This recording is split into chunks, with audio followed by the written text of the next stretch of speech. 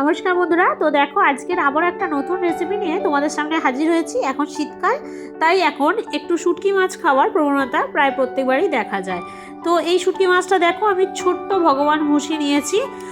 এর মধ্যে প্রচুর বালি আছে, কিন্তু আজকে এইটা দিয়ে একটু রেসিপি বানাবো তাই একটু বার করলাম। দেখো এটা 100 গ্রাম নিলেই অনেক অনেক হয়, প্রায় দুবার তিনবারেরও বেশি তরকারি হয়ে যায়, তাই আমি এত কটা একটু বের করলাম।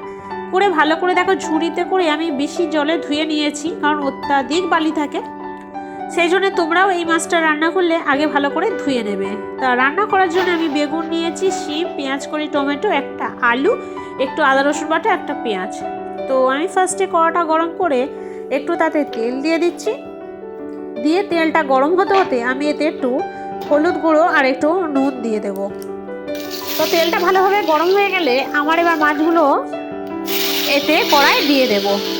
কিন্তু অন্য মাছের ক্ষেত্রে, শুকনো মাছের ক্ষেত্রে যেমন ভিজিয়ে রাখতে হয়, এটা আমি কিন্তু ভিজিয়ে রাখিনি। জাস্ট আমি ভালো করে ধুয়ে এটা 5 মিনিট রেখে দিয়েছিলাম।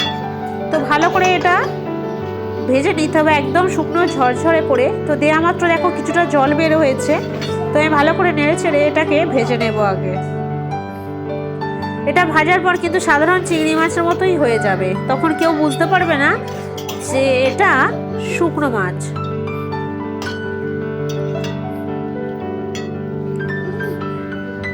তো দেখো জলটা আমার অনেক শুকনো হয়ে এসছে, এবার আরেকটু শুকনো করে এটা ঝরঝরে করে ভেজে নেব।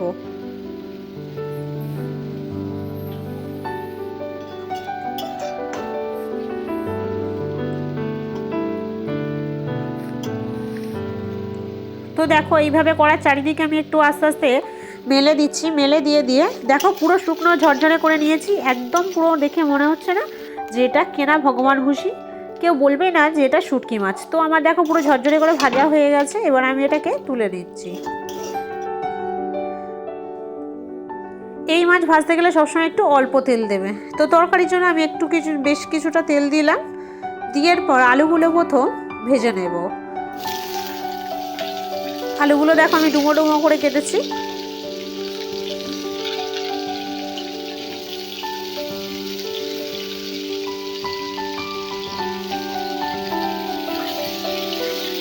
তো তেলে প্রথমে আমার আলুগুলোকে ভেজে নিতে হবে।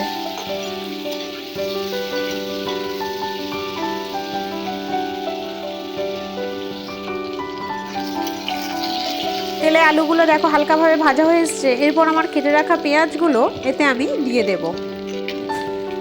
এর সঙ্গে টমেটো কুচিটাও দিয়ে দিচ্ছি, দিয়ে একসঙ্গে পুরোপুরি ভেজে নেব। তাহলে সব কিছু একসঙ্গে ভালো করে ভাজা হয়ে যাবে।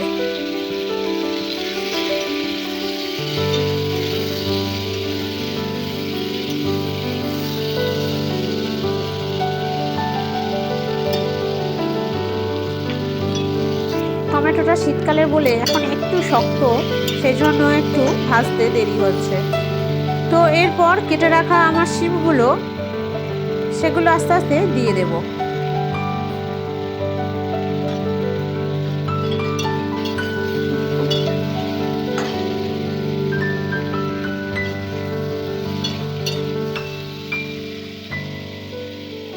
তো দেখো সিমগুলো দিয়ে আমি ভালো করে নাড়াচাড়া করে আগে ভেজে ভালো করে কষে নেব তেলের ওপরেই। এখনো পর্যন্ত কোনো রকম কিন্তু মশলা দেওয়া হয়নি। তো এই সিমগুলো ভালো করে কষা হয়ে গেলে এরপর আমি বেগুনগুলো দিয়ে দেব।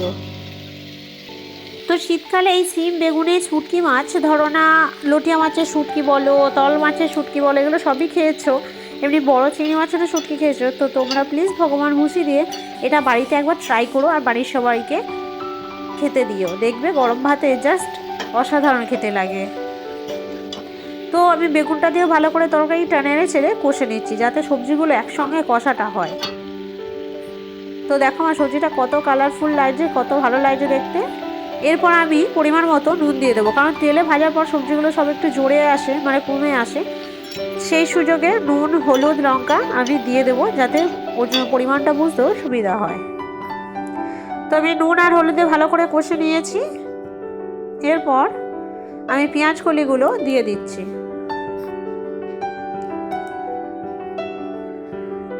দিয়ে ভালো করে কষে নেব।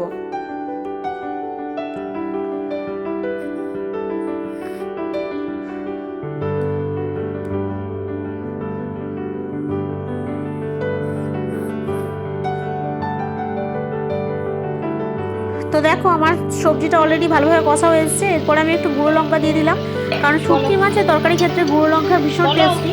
এখানে কাঁচা লঙ্কা দিলে অতটা বেটার লাগবে না তরকারিটা, কিন্তু তোমরা একটু গুঁড়ো লঙ্কা ব্যবহার করো। আর একদমই ঝাল যদি না খাও তারা কাশ্মীরি লঙ্কা ব্যবহার করে কাঁচা লঙ্কা ব্যবহার করতেই পারো। তো দেখো আমার তরকারিটা কতটা কষা কষা হয়েছে। এবার আমি এতে ভালো করে আরেকটু কষে, যেহেতু লঙ্কা গুঁড়োটা আমি সত্যই দিয়েছি সেজন্য কষে হালকা করে একদম জল দিয়ে দিচ্ছি, কারণ এই তরকারিটা আরেকটু ভালোভাবে কষতে হবে। দেখো একদম অল্প জল দিয়েছি। তো দেখো জলটা দিয়ে আমি ভালো করে কষতে থাকছি। দেখো অনেকটা অলরেডি কষা হয়ে এসছে। এরপর আমার ভেজে রাখা চিংড়ি মাছগুলো দিয়ে দেবো, দিয়ে ভালো করে আরও কষতে থাকবো। একটু কষে নিই আমি ফাইনালি জল দেব। কত ঝরঝরে করে চিংড়ি মাছগুলো ভেজেছি দেখো।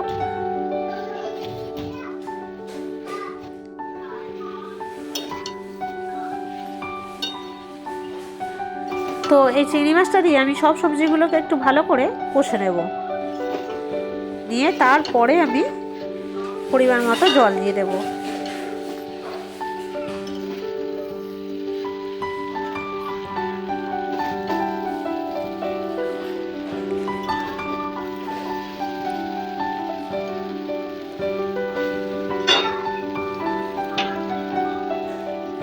তো দেখো আমি আস্তে আস্তে বেশ খানিকক্ষণ কষেছি। এরপর আমি ফাইনালি জল দিয়ে দিচ্ছি। জলটা একটু বেশি দেবো, কারণ চিংড়ি মাছগুলো যাতে একটু ভালোভাবে সেদ্ধ হয়। সব সবজিগুলো অল্প তো সেদ্ধ হয়েই রয়েছে, তারপরে বাদবাকিটা ভালোভাবে সেদ্ধ করে খেতে হবে। যে কোনো জিনিস অল্প জল দিয়ে কাঁচা অবস্থা খাওয়া একদমই উচিত নয়, ভালো করে সেদ্ধ করে ফুটিয়ে খাওয়া উচিত। তো সেই জন্য আমি দেখো পরিমাণ মতো জল দিয়ে দিলাম। ভালোভাবে তরকারিটা ফুটছেও। তো এটা আমার ফুটতে অন্তত 10 মিনিট থেকে 15 মিনিট লাগবে। তো 15 মিনিট পর দেখো আমি ফিরে এসেছি, এখনও কিছুটা জল রয়ে গেছে। তো এই জলটা আমি ভালো করে আগে কষে নেব, তারপর তরকারিটাকে আমি নামাবো। যে কোনো তরকারি ক্ষেত্রে, যা ক্ষেত্রে হোক, সব কিছুর ক্ষেত্রেই কিন্তু তরকারি ভালো করে ফুটিয়ে ভালো করে সেদ্ধ করে খাওয়া উচিত। এটা কিন্তু তোমরা একটু মাথায় রেখো প্লিজ। তো সেই বুঝে তোমরা তরকারিতে জল দিও, কিন্তু অত্যাধিক দিয়ে দিও না যেটা পরিমাণে বাইরে হয়ে যায়।